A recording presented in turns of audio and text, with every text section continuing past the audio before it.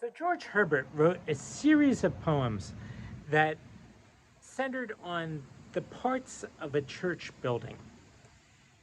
I think he probably had specifically the one he was serving in mind, but they apply to pretty much all church buildings one way or another.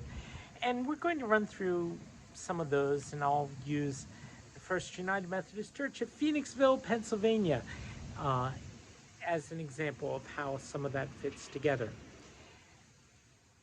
But there was one section that he began with, which was called the church porch. And I, it's not his best poetry, far from it.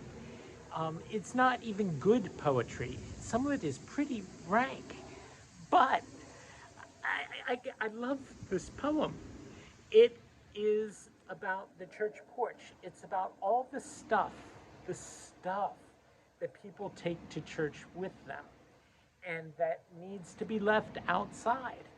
Um, a friend of mine was serving a church in Philadelphia one time when she had a wedding to solemnize. And one of the ushers came down the aisle carrying under his arm a six-pack of beer.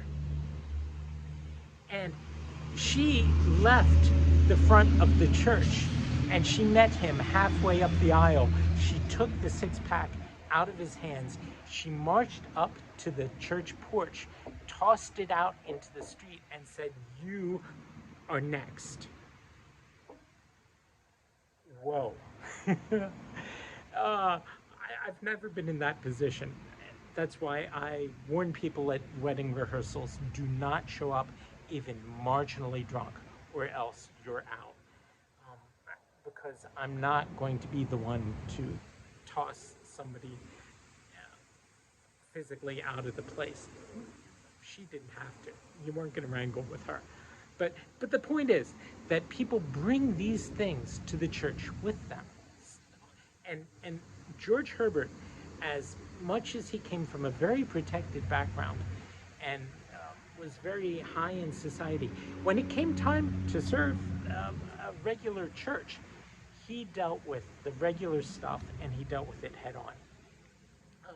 So as he begins talking about stuff that people are carrying with them and that he's not going to let in. It starts like this, and I'm only going to read parts because it goes 87 stanzas. I'm only going to read a few. Thou whose sweet youth and early hopes enhance thy rate and price, and mark thee for a treasure. Hearken unto a verser who may chance rhyme thee to good, and make a bait of pleasure. A verse may find him who a sermon flies, and turn delight into a sacrifice. Then he jumps right into it. Beware of lust. It doth pollute and foul whom God in baptism washed with his own blood. It blots thy lesson written in thy soul. The holy lines cannot be understood. How dare those eyes upon a Bible look, much less towards God, whose lust is all their book. Abstain wholly, or wed. Thy bounteous Lord allows thee choice of paths, take no byways, but gladly welcome what he doth afford, not grudging that thy lust hath bounds and stays. Continence hath his joy, weigh both, and so if rottenness have more, let heaven go. 2 verses later. Drink not the third glass, which thou canst not tame when once it is within thee, but before mayst rule it as thou list, and pour the shame which it would pour on thee upon the floor. It is most just to throw that on the ground, which would throw me there if I keep the round. He that is drunken may his mother kill. Big with his sister, he hath lost the reins, is outlawed by himself. All kinds of ill did with his liquor slide into his veins.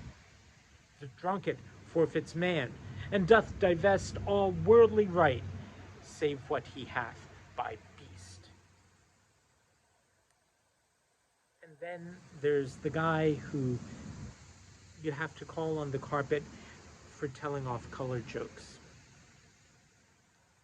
When thou dost tell another's jest, therein omit the oaths, which true wit cannot need. Pick out the tales of mirth, but not the sin.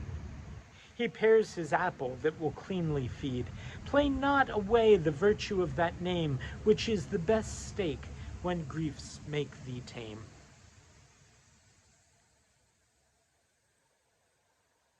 And then he goes on to talk about a few other things, like how to deal with money. By no means run in debt. Take thine own measure. Who cannot live on £20 a year cannot on 40. He's a man of pleasure, a kind of thing that's for itself too dear. The curious unthrift makes his cloth too wide, and spares himself, but would his tailor chide. Spend not on hopes. They that by pleading clothes do fortune seek when worth and service fail, would have their tale believed for their oaths, and are like empty vessels under sail. Old courtiers know this. Therefore, set out so as all the days mayst hold out to go. And then he goes on to talk about the poker game. Play not for gain, but sport.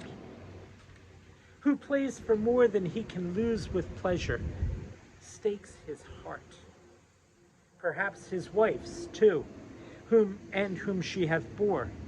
Servants in churches also play their part.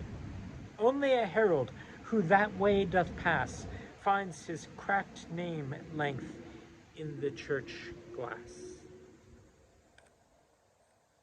In other words, it's not just the poker game, it's the church bingo you gotta watch out for.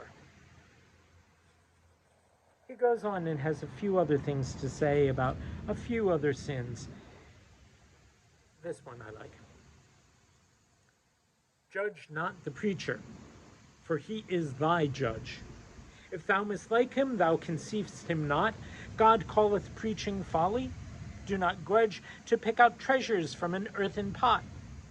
The worst speaks something good.